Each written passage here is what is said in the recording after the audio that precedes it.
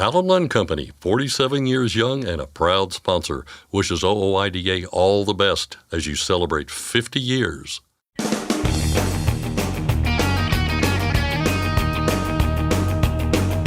OOIDA, representing America's truckers since 1973, presents Landline Now with your host, Mark Redding. Despite what the American Trucking Associations and various lawmakers might have you believe, the trucking industry is not experiencing a driver shortage. The OOIDA Foundation has a new report that refutes the driver shortage claims. Scott Thompson has the story. Every year, dozens of truckers volunteer to haul a replica of the Vietnam Veterans Memorial. Landline Now's Ashley Blackford spoke with OOIDA Life member Harry Smith about his experience hauling the wall. And finally, a bill introduced into both houses of Congress could potentially have a major impact on how drivers are paid. I'll discuss the Got Truckers Act and what it means with Bryce Mongeon of OOIDA's Washington, D.C. office. But first, the news with Scott Thompson. Thanks, Mark. Our top story today. The Owner-Operator Independent Drivers Association issued a call to action for its approximately 150,000 members on Monday, asking them to show their support for a new bill in Congress dedicated to overtime pay. The Guaranteeing Overtime for Truckers, or Got Truckers Act, was introduced last week in both the House and the Senate. It seeks to repeal the motor carrier provision of the Fair Labor Standards Act of 1938, which excludes many truckers from overtime protections enjoyed by other workers. OOIDA, in its call to action, said truckers want to be fairly compensated for all the hours they work, and the Got Truckers Act would finally make sure they are. The association asked members to explain to lawmakers that truckers can easily work 50, 60, or 70 hours in a week, but not be paid for all this time because of FLSA. Fair compensation means more experienced drivers behind the wheel, which means improved safety on roadways, OOIDA said. Bryce Mongeon, OOIDA Director of Legislative Affairs, said there would be other benefits as well. One of the pushback, one of the reasons some people have pushed back on this, and one of the questions that we've heard is, well, won't carriers just rework rates, and will drivers really get paid overtime? And certainly we think that there's a chance drivers will get paid overtime. But the bottom line is this will force everyone else in the supply chain to finally value a driver's time. They don't get just to use it up for free when the driver is waiting to be loaded or unloaded. So, it's impossible with any piece of legislation to say with certainty what the exact outcome will be, but we know for sure that it will finally force everybody to value a driver's time. And while that directly affects employee drivers, it's important because it will ultimately benefit all drivers because a rising tide lifts all boats. To get involved in this fight, check out fightingfortruckers.com. As if traffic in downtown Los Angeles wasn't bad enough, a new unexpected closure is going to cause problems for the foreseeable future.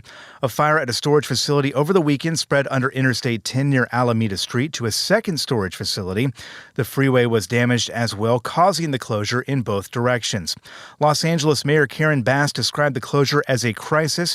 California Governor Gavin Newsom declared a state of emergency for LA County due to the closure and said more than 300,000 vehicles traveled through the I-10 freeway corridor every day.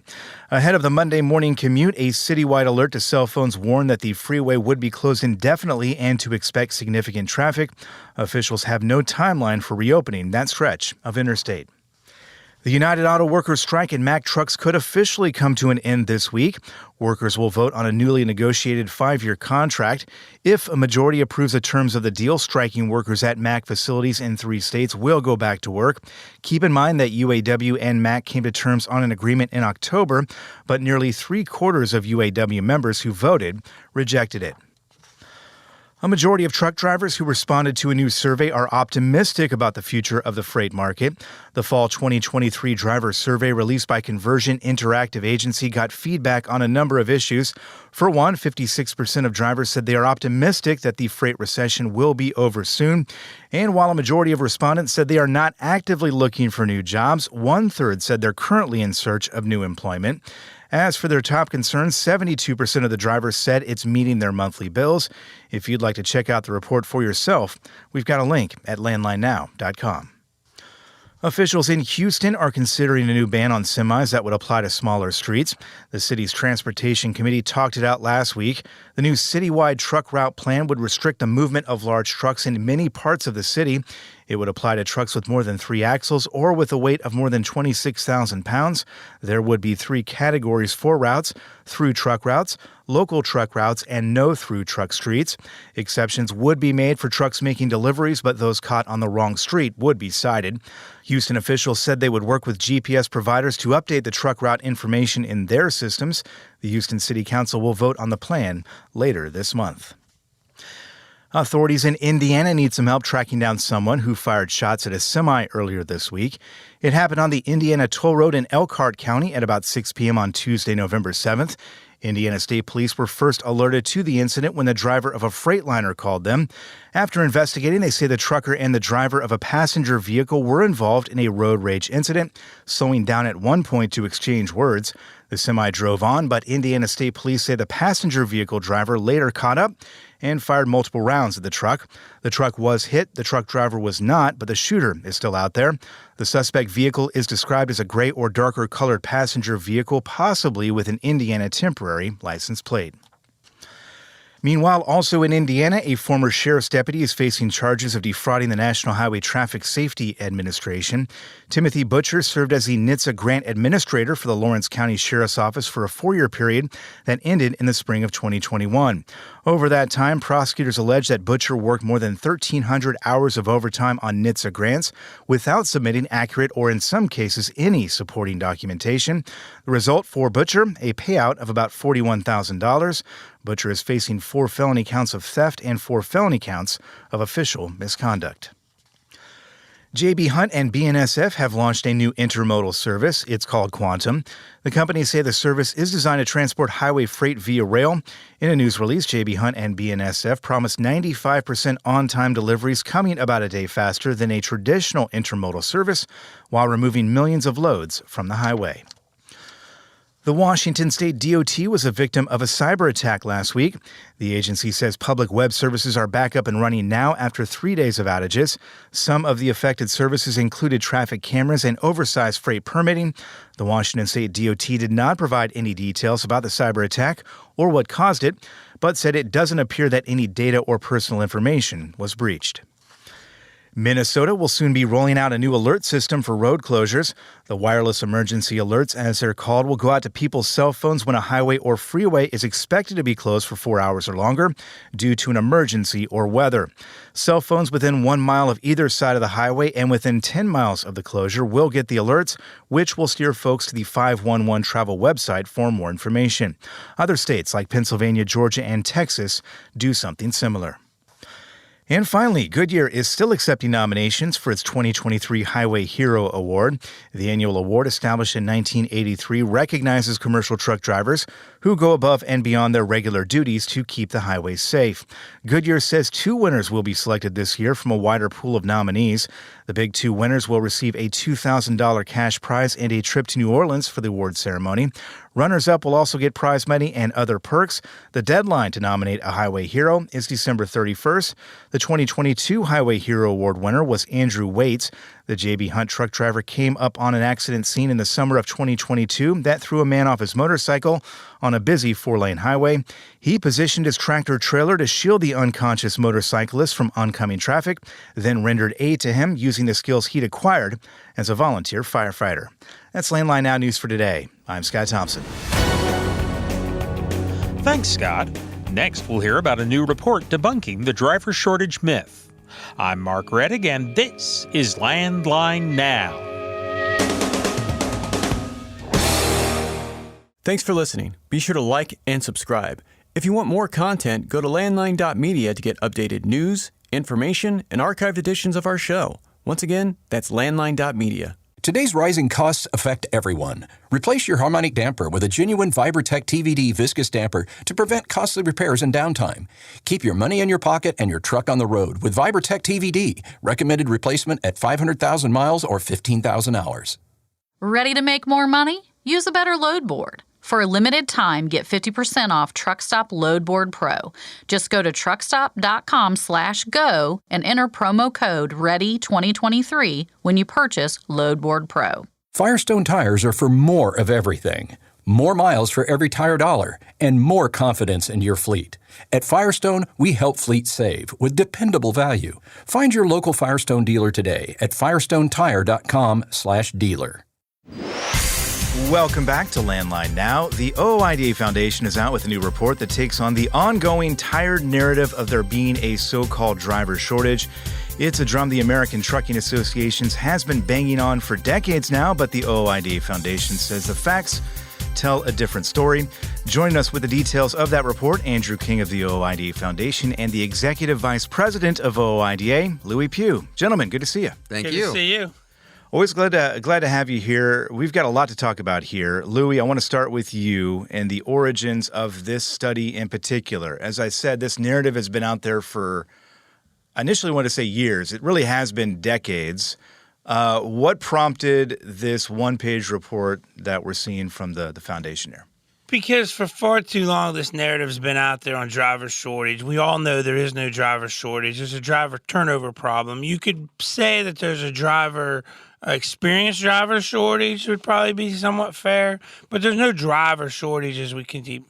And for far too long, policies and regulations and laws and everything have been driven in Washington, D.C. and continue to be driven with this false fake narrative that's being pushed about other organizations in the trucking world.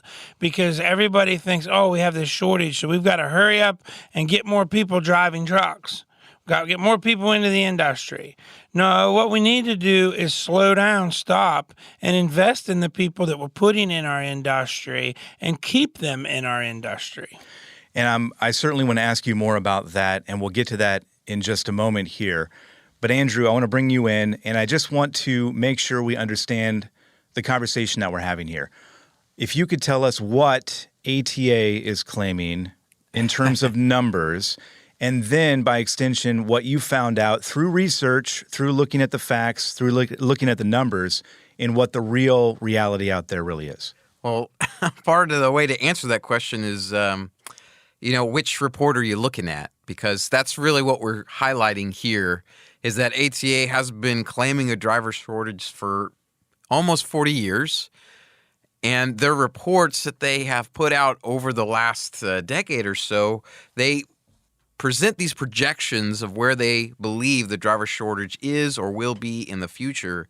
And as we show really clearly in this one-pager, is the great fluctuations in their projections, which really just highlights the point that whatever methodology they're using, which they don't tell you how they're arriving at their number, is absolutely wrong and false. So just for example, in their 2015 driver shortage report, they said that in 2016, just 1 year out from that when that report was given, that the driver shortage would be 73,500. But when they released their next report, which is in 2017, and they look backwards a couple years, they said the driver shortage was 36,500. So they were off by 50%. Mm-hmm. And this is not the only time they did this. In fact, probably the worst example is that in 2015, their report said that there would be approximately 160,000 as far as the driver shortage goes by 2023. Okay. But then they just recently sent out an update that changed that figure to 60,000, which is a 62.5% reduction. That's huge. That's huge. Yeah. When you're talking about stats, that's a huge miss.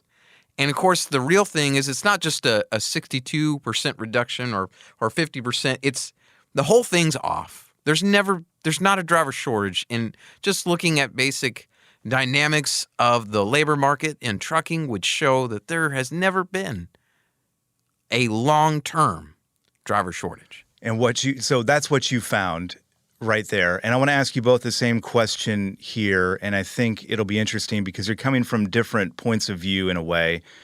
Andrew, you are swimming in numbers every day. You're looking at all the information here. That's how you came up with this analysis here of what we see ATA saying and what the reality actually is. If we were to give them the benefit of the doubt, we could say that maybe their numbers were a little bit off. Maybe their intentions were right, but something went wrong along the way.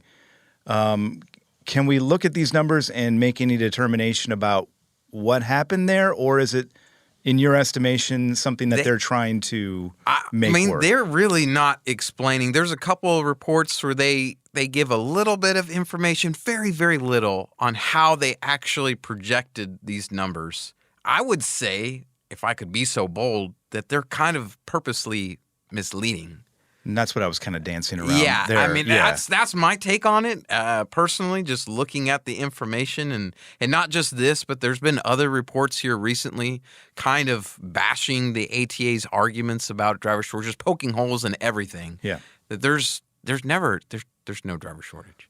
Lewie, I know you've got a perspective on I this have a particular question for point. Andrew first. Sure, yeah. We know there's lots of other studies out there about this. Mm-hmm. Bureau of Labor, different people have done these. Has anybody but them said there's a driver shortage? No.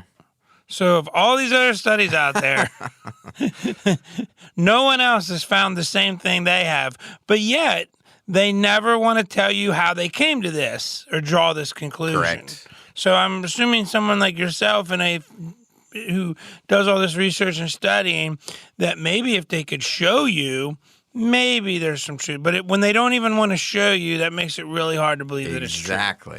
Which brings us back to what you were talking about earlier, Lewie, in terms of motivations, right? We have been hearing this for years and years. I do think we see a bit of a change in that big media outlets now, national media outlets, are picking this up and doing their own research and determining that there is no driver shortage. So we are seeing, I think, the landscape change a little bit. But in terms of motivations, you kind of mentioned it briefly there, but I want to make sure we hammer home on that. You think ATA does have motivations here in putting this out there, and it seems like maybe now people are kind of opening their eyes and realizing maybe that's not quite the reality out there. Yeah, well, everything in Washington, D.C. is pretty much comes from economics, from one way or another. It's unfortunately, you can, as they say, follow the money. For better and for worse. Yes, for better and for worse. But when it comes to transportation and trucking, there's lots of things that big fleets and the big members of the American Trucking Association put on their trucks to manage their drivers, driver management tools. A lot of drivers, once they get a little experience, they don't want all the driver management tools, or they don't want to work for us, so they leave. And unfortunately, what we see happening is most of them just leave the industry all the way because of the way they're treated, the way they're paid. Their time is worth nothing. The long laundry, there's nowhere to park. I mean, we can talk about all kinds of things that have to do with that. But some of them do stay, and they go to smaller carriers. They go to work for people who don't have these things, or they go to people who have these things, but maybe they pay them a lot more money. So, because that happens as well. You can put up, depending on how much money you make, depends on how much you can put up with. So with these things being said, well, what better way to not have these people leave, but to make it a law where everybody has to have the same thing. Now, our people especially don't need driver management tools because most of our people, not only do they own the truck, but they drive the truck that they own. So they're pretty cautious and the safest people on the highway. That's the first thing. Second thing is, of course, I go back to the pay. Okay, drivers' pay has not kept up with inflation since the 1970s. Truckers should all be making six figures. They should. We see these crazy, we say, you can make $50,000 your first year as a truck driver. Well, big whoop, that's a 70-hour-a-week job. I'm away from my family 200 and some days a year. That's, $14? Figure that up, $14 or something an hour? Big whoop. Why don't all these people at ATA, why aren't your children doing it? Oh, because it sucks. The pay sucks. It sucks. Yeah. And you continue down this road in this narrative. What we should be doing, not only is the American Trucking Association, but the Federal Motor Carrier Safety Administration, at DOT, and the elected officials, we should be looking at what the problem is. We want safe highways. We want safe roads out here. Well, if you want that, you need to invest in drivers, and that's expensive. Safety technologies is relatively cheap. It's $1,000, $2,000, $3,000 on a truck, upgrade. And probably if you're a big fleet, it's less than that. Sure. So you put a few little gadgets on there. Let's talk about really training a driver, where they go to a real extensive training. Maybe we have a graduated CDL that you know, or something like that, or it looks like a union where you have to do so much before you become a journeyman. All these different kind of things that we can look at and that we've seen in the past work. If you want to help highway safety and help the roads, and you want to keep people in this industry, that's what we're going to have to do. But see, big carriers have had this overturned at 90%. They're turning over their people every year. They've had this for so long. Their entire economy, their entire business structure, everything is based on this. And they don't want to change it because it is working for them. Yeah. You know. Or is it working to the same degree it used to work for them? Well, now, and I is think maybe that's the question. why we're hearing, you throw the rock into the pack of dogs, and that's why we're hearing the ones bark. Because it is starting to affect them and it hurt them. I mean, we've seen this under 21 crap that they're out there pushing. We see them bringing in drivers from other nations and stuff on these visas and all this crazy stuff that we're seeing out there. As Todd Spencer says, when you run out of suckers, you got to go somewhere else to find new ones. And that's kind of what they've gotten to. And it's unfortunate because people who drive trucks want to make a good living for their family. They're good middle-class people. They have a skilled trade. Not everybody can do this. And it's about time the American Trucking Association, all these other big trucking companies realize that and admit that, and we start turning the tide and investing in our future of our industry. Let's talk about information there, and you kind of touched on it, but the last line of this one-page report that the foundation put out said that bad information leads to bad policy. Andrew, I want to ask you, you're putting out information here that is, I imagine you would say good information, based on your research here. Your hope for this one page, I know it's being distributed, I know it's going out to various places, but when you put something together like this, what's your hope for what it turns into? Well, get people to open their eyes. I mean, just here recently, the main economist of ATA made a statement about supply is really the issue, and they're talking about how the freight market is really soft and that they have too much capacity. He uses these words, and by capacity, they mean too many trucks and too many drivers. You cannot have too many trucks and too many drivers and yet have a driver shortage. That's ridiculous. It doesn't make any sense, and yet, as Lewie has pointed out, that narrative keeps getting pushed and it moves into bad policy. So we want to open people's eyes by showing some of these numbers, and even from government data sources. If you look at a normal operating labor market, when demand goes up, pay will go up to attract more supply. And if you go back decades, you will see that the trucking industry has operated this way for like forever. So it's operating as it should. There is no driver shortage. It goes back to what Lewie's saying is pay really drives a lot of this. If you invest into the drivers, you will have that professionalism that they're looking for that really will improve the industry as a whole. And what I would like to see, too, is during these hearings in Washington, D.C., we hear lawmakers parrot, driver shortage all the time in these hearings. And they talk about the problem of the driver shortage and driver shortage this and driver shortage that. You would hope that with more outlets picking this up and this foundation one page laying out the facts as they are, that maybe they'll pick up on that as well and realize that the problems, as you mentioned, Lewie, are far greater than this one thing, that there are things that we can do on an everyday basis to help out the men and women out there who are, again, keeping America moving. So even in FMCSA themselves, in some of their rulemakings, quote this driver shortage myth, and it's wrong. It shouldn't have any place in our rules. Absolutely. If people want to check out this report for themselves, we've got a story on landline.media with a link directly to the one-page document that lays out what we've been talking about here. Lewie, Andrew, always a pleasure. Thanks for stopping by. Thanks for having us. Yeah, thank you. We've got a break coming up fast, so we'll step away for a moment here, but don't go anywhere. There's more Landline Now right around the corner. Control your toll costs and eliminate tolling headaches with Prepass Tolls. Prepass Tolls means toll volume discounts. Just one invoice for all tolls and fewer violations. Call 877-878-5970 or go to prepass.com. Attention all truckers, Dean Michael, the tax doctor here. I want to talk to you about those dreaded tax problems. I know you want to keep on trucking and not even think about them, but let's face it, they're not going away all on their own. You need professional help. I've been helping truckers put their tax problems in the rearview mirror for years. I can help you too. Call me now for a free consultation at 888-557-4020 or go to mytaxhelpmd.com. It's like I always say, keep your eyes on the road, I'll keep mine on the IRS. 888-557-4020. It's tested and proven. Burn 2.1% less fuel when you balance all wheel ends with Centromatic. Call 800-523-8473 to get the OOIDA discount. Landline Now, welcome back. The Wall That Heals is continuing its tour around the country. The mobile memorial honors the nearly 8 million Americans who served in the U.S. Armed Forces during the Vietnam War. OOIDA member Harry Smith recently had the honor of transporting the wall. He joins me now. Harry, can you talk to me more about your recent trip with the wall and why you wanted to volunteer to haul it? So I live in Salt Lake City. I wanted to see somewhere I hadn't seen before, which is hilarious because what better way to do it than Kenworth with a one-of-a-kind traveling wall that thousands of people are counting on.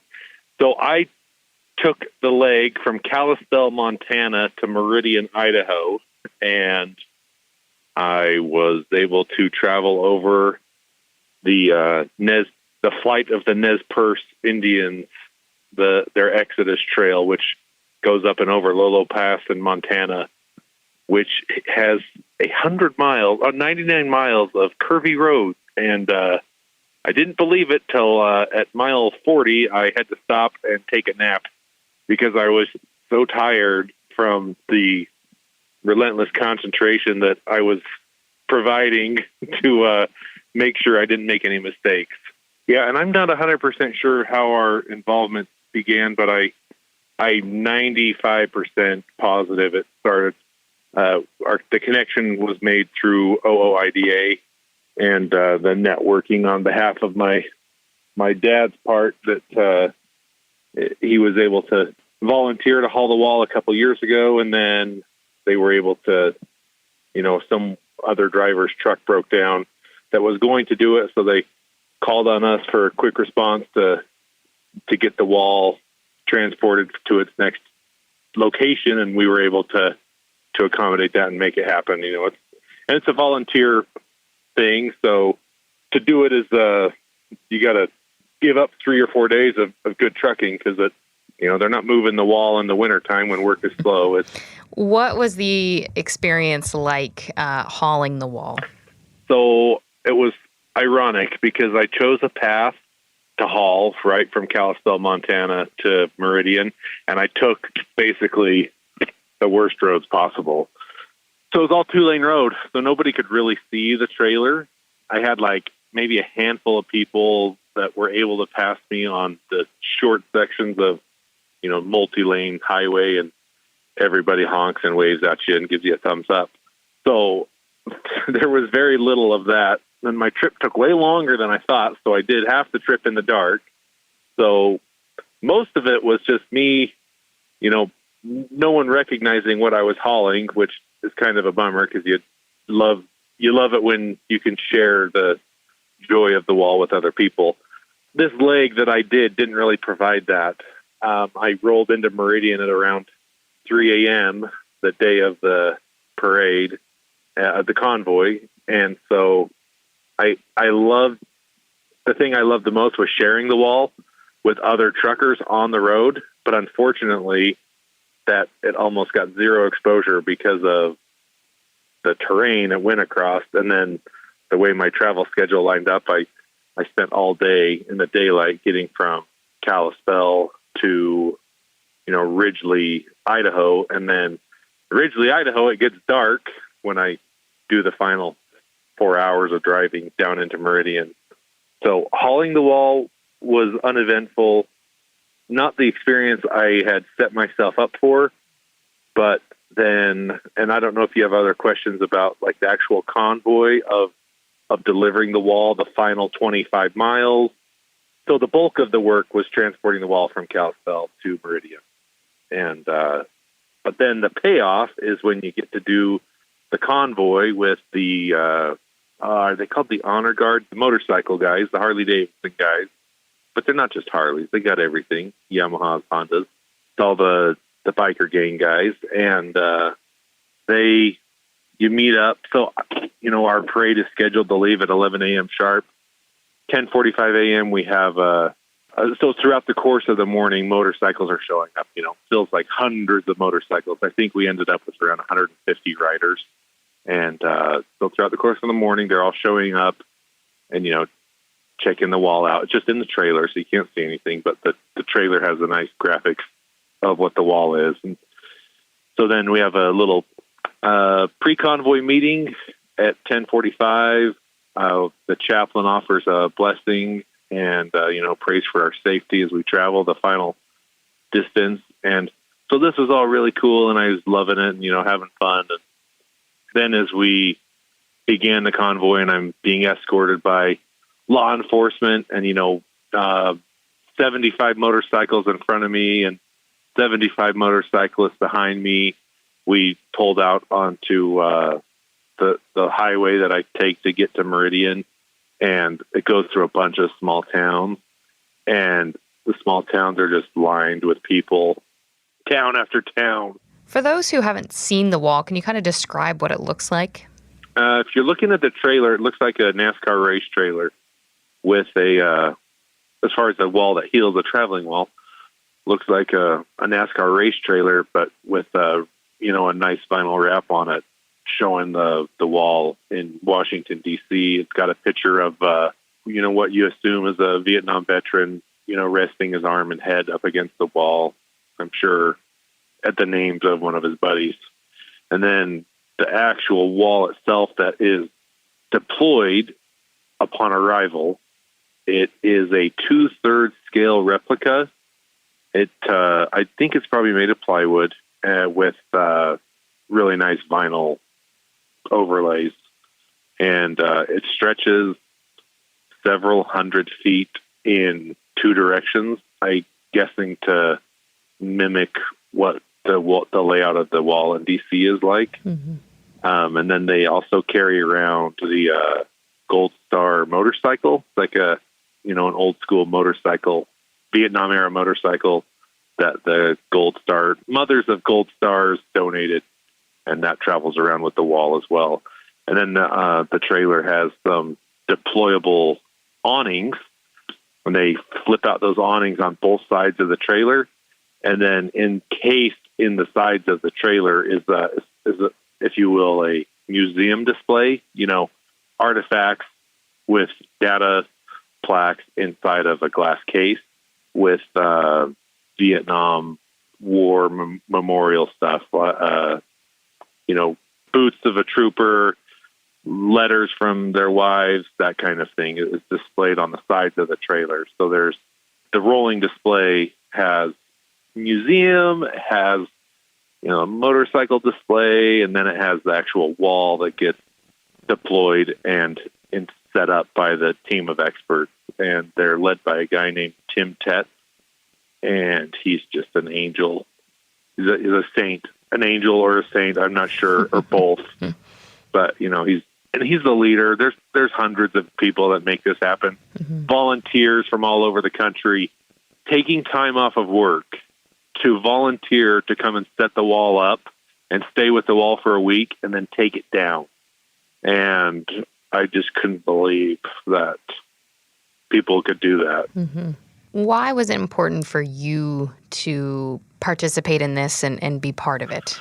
Well, it was selfish. I wanted to go and have a nice trucking drive from Kalispell to Meridian to see some country I had never seen, and this was the perfect reason to take time off of work and go and do it.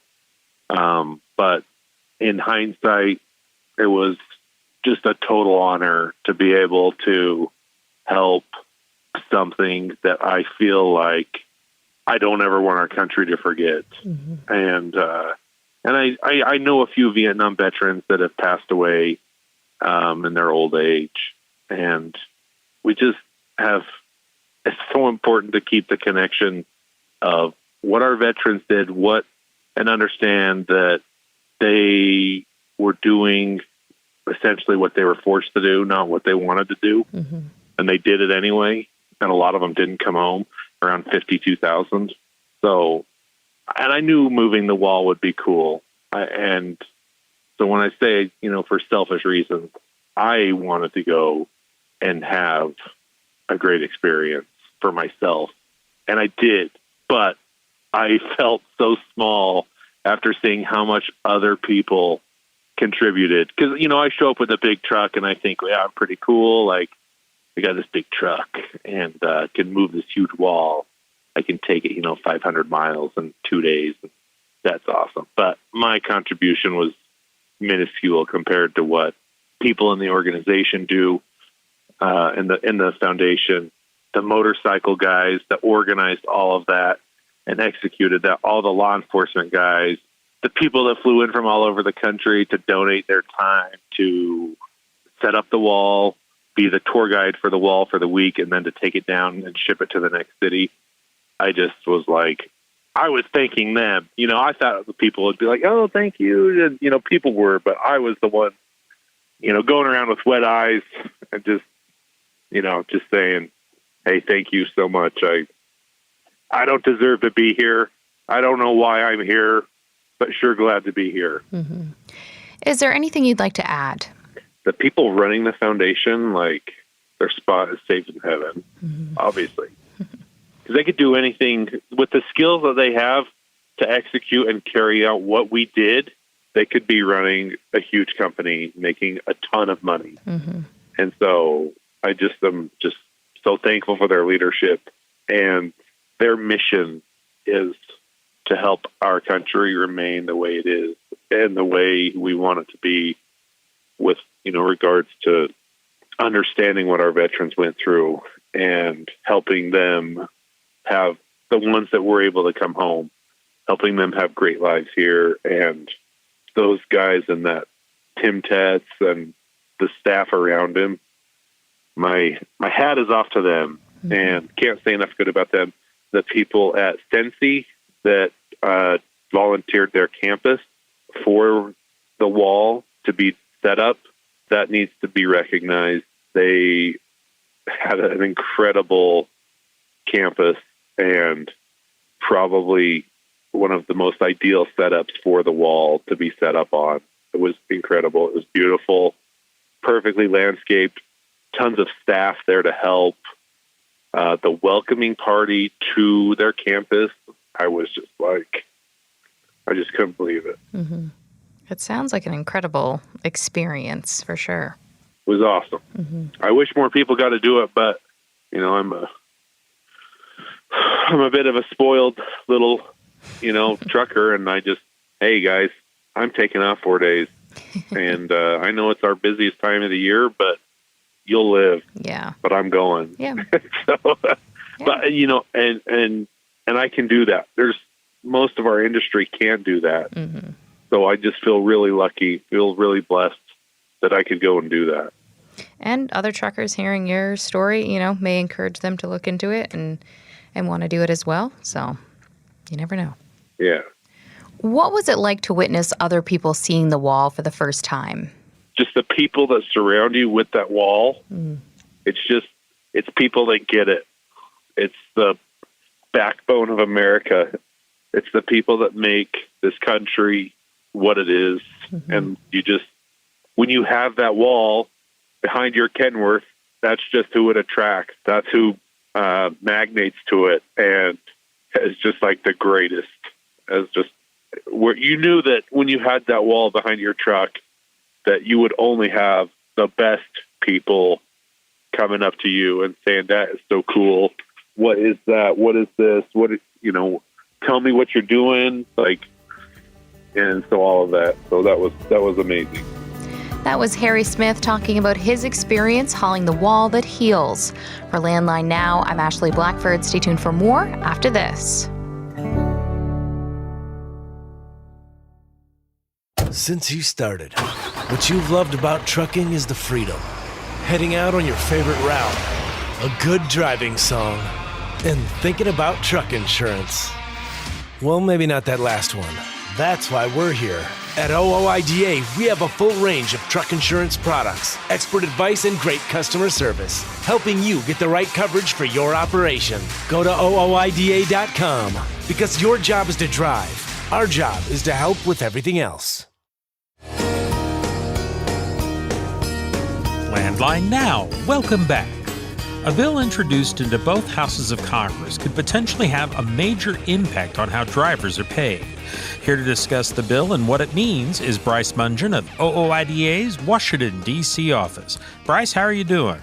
I'm good, Mark. How are you? Very well. This is the Got Truckers Act.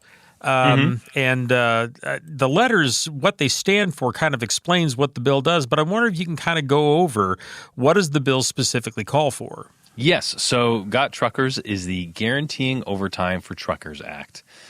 And what the legislation would do is it would eliminate an exemption that's in existing law that denies truck drivers guaranteed overtime pay.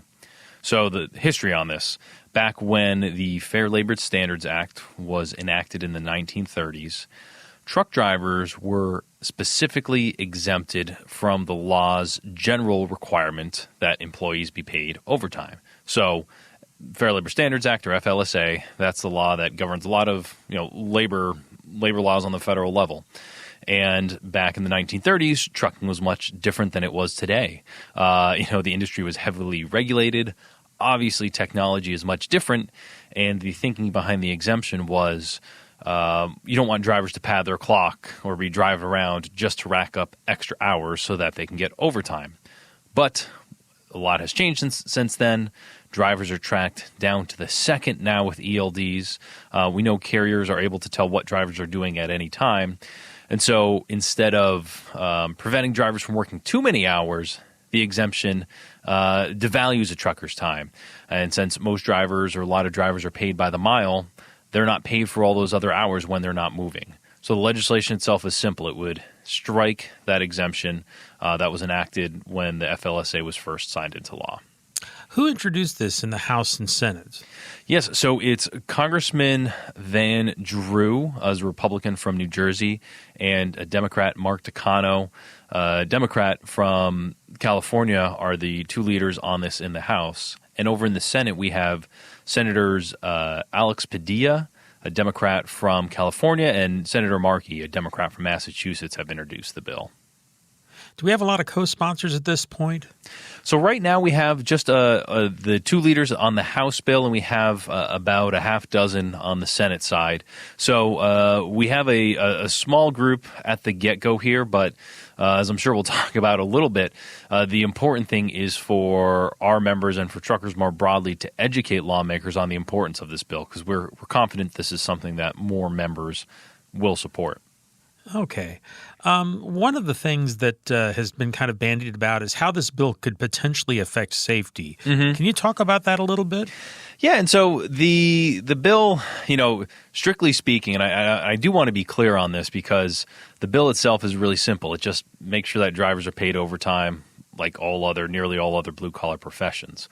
But we know that the number of hours that truckers drive, and especially the number of hours that drivers spend in detention, can have an effect on safety and can have an effect on crash rates. So we know from previous government research on this that the longer a driver spends in detention, there's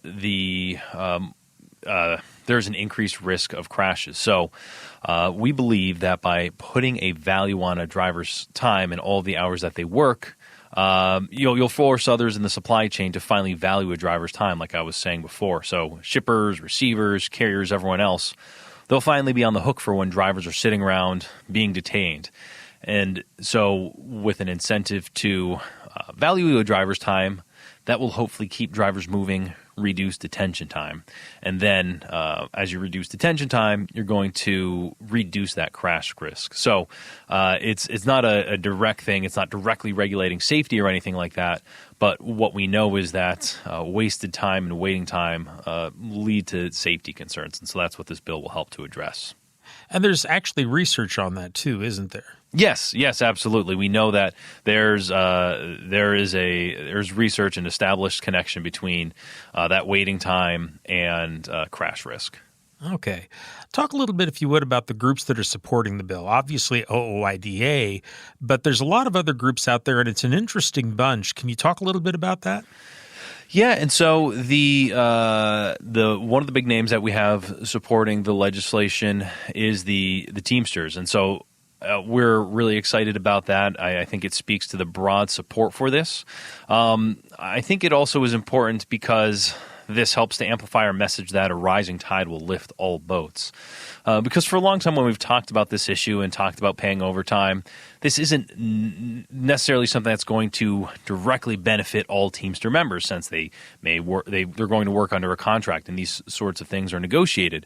With that said, we know if employee drivers and all employee drivers are going to be paid overtime, that's going to help improve working conditions for all drivers. So we're excited about that. And we also have two safety groups, the Institute for Safer Trucking and the Truck Safety Coalition, who have endorsed the legislation. And that's important, again, because we've talked about the safety benefits from this, because you'll finally be fully respecting a driver's time. There'll be more of an incentive for everyone else to keep them moving. And again, less waiting time will lead to hopefully improved safety outcomes. What about opponents? Who's out there opposing this? Yes, and so it probably doesn't come as a huge surprise, but ATA, the American Trucking Associations, has opposed this legislation.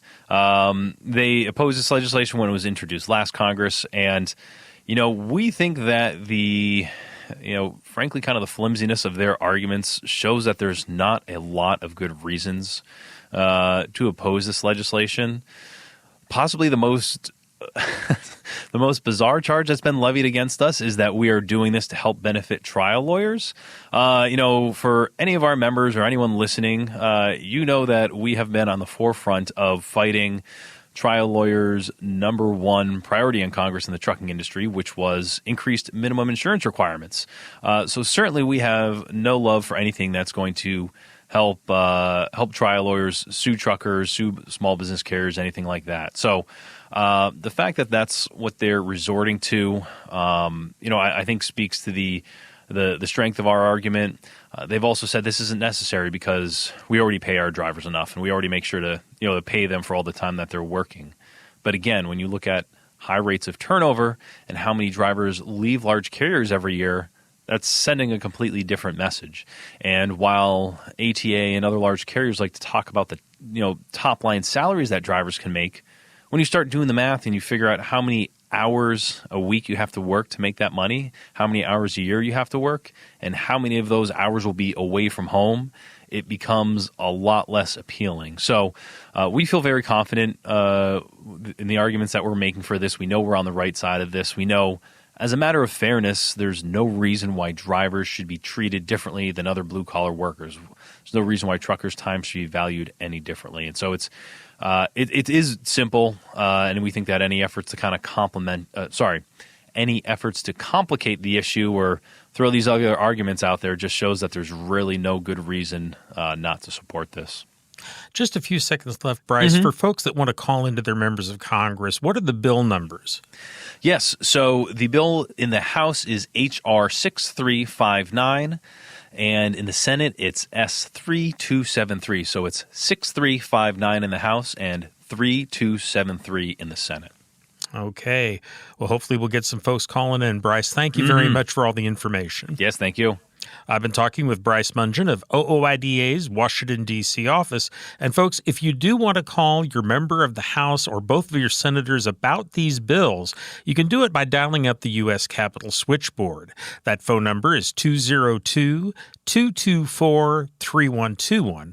Provide the operator your zip code, and they can connect you directly to the office of your senators or your U.S. congressman. Again, that's 202-224-3121.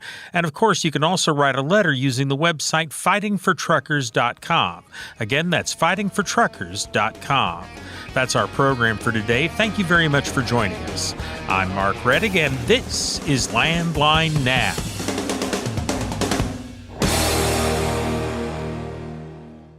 Thanks for listening. Be sure to like and subscribe. If you want more content, go to landline.media to get updated news, information, and archived editions of our show. Once again, that's landline.media.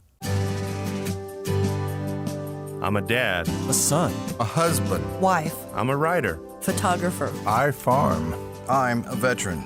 I love old cars, fishing, My kids. chrome, And I am a professional truck driver. And together we are OOIDA. OOIDA was founded by truckers to stand up and speak on behalf of truckers. We've done that by combining the individual voices of our members into a single, powerful voice. Protecting your interests, defending your rights. Join us. Make your voice heard. Join OOIDA, the Owner-Operator Independent Drivers Association.